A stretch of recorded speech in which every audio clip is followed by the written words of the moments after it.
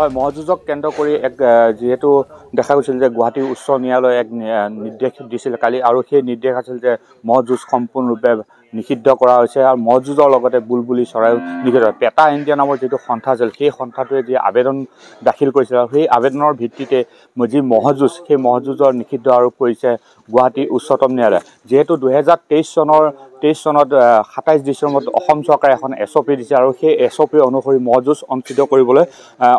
অনুষ্ঠিত কৰা হৈছিল আৰু দেখা গৈছিল মধ্য অসমত বিশেষকৈ মধ্য অসমত উখল মাখলভাৱে এনেদৰে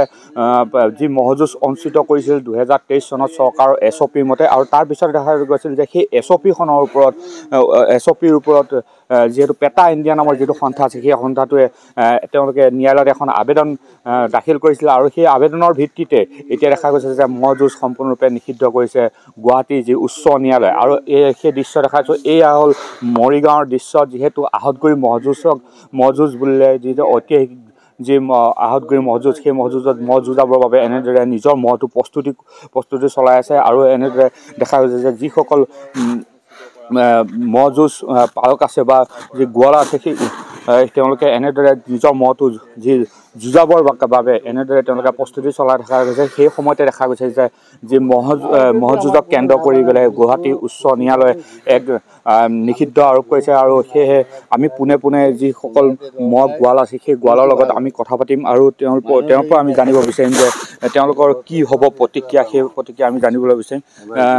দাদা কি ক'ব যিহেতু মহযুঁজ নিষিদ্ধ কৰিছে গুৱাহাটী উচ্চ ন্যায়ালয়ে কালি কি হ'ব এই সময়ত কেনেধৰণৰ আপোনালোকৰ প্ৰতিক্ৰিয়া নাই এইটো আমাৰ ৰাইজৰ অনুৰোধ খুলি দিব লাগে আমি মূৰ নহ'লে ৰাখিব নোৱাৰোঁ এতিয়া মূহে কিমান দিন কৰিছে বছৰৰ মূৰত এবাৰ যুঁজিলে মূৰটো ঠাণ্ডা হয় ধুনীয়াকৈ থাকে কাম বন কৰিব পাৰোঁ আৰু যদি নুযুঁজাওঁ মানুহকে আনিব এতিয়া কেনেকুৱা আপোনালোকে এই মহযুঁজৰ কাৰণে প্ৰস্তুতি চলাই আছিল নেকি চলাই আছোঁ কি কৰিছিলে আমি মূৰটো ৰাখিছোঁ বছৰৰ মূৰলৈকে যুঁজাম বুলি